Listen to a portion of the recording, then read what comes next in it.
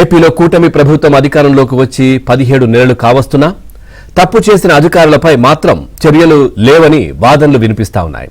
గత సార్వత్రిక ఎన్నికలకు ముందు ఓ పార్టీకి అనుకూలంగా పాంప్లెంట్లు పంచి ఎన్నికల ప్రచారం నిర్వహించిన సచివాలయ ఉద్యోగుల సంఘం అధ్యక్షుడు వెంకట్రామిరెడ్డిపై నేటికీ చర్యలు లేవు.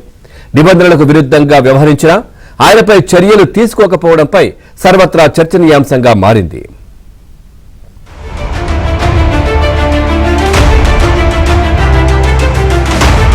ఏపీ సచివాలయ ఉద్యోగుల సంఘానికి ఎంతో పేరు ప్రఖ్యాతులున్నాయి.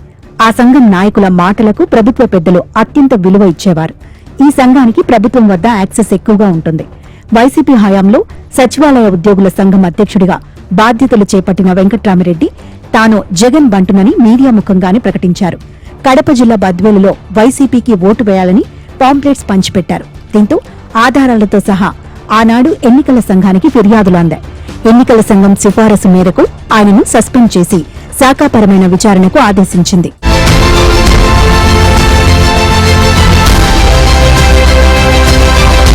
పంచాయతీరాజ్ డిపార్ట్మెంట్లో పనిచేసే వెంకట్రామిరెడ్డి ఏప్రిల్ 2024లో సస్పెండ్ అయ్యారు. అనంతరం వెంకట్రామిరెడ్డి మీడియా ముందుకు వచ్చి తననే ఏం చెయ్యలేకపోయారని, ఎన్నికల్లో తమ నాయకుడు జగన్ను ఏం చేస్తారంటూ వ్యాఖ్యానించారు.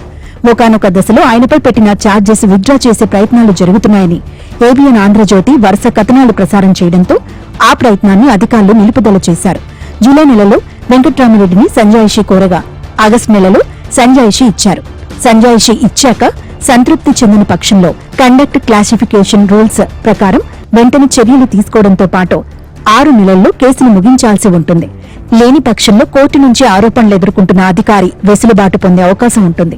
అయితే పంచాయతీరాజ్ శాఖ ప్రిన్సిపల్ సెక్రటరీ చర్యలు తీసుకోకుండానే డిసెంబర్ నెలలో సంజాయిషీ ఇచ్చిన 4 నెలల తర్వాత తన పరిధిలోకి రాదని ఫైల్ను సాధారణ పరిపాలనా శాఖకు బదిలీ చేశారు.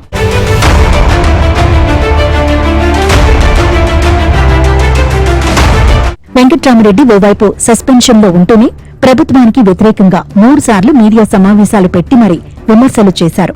ఇదే విధంగా జగన్ ప్రభుత్వ హయాంలో అప్పటి గవర్నర్ బంగ్లా వద్ద మీడియా సమావేశాన్ని పెట్టినందుకు ఏపీ ప్రభుత్వ ఉద్యోగ సంఘాల నేత కెఆర్ సూర్యనారాయణపై రోజుల వ్యవధిలోనే ఆనాటి ప్రభుత్వం చర్యలు తీసుకుంది.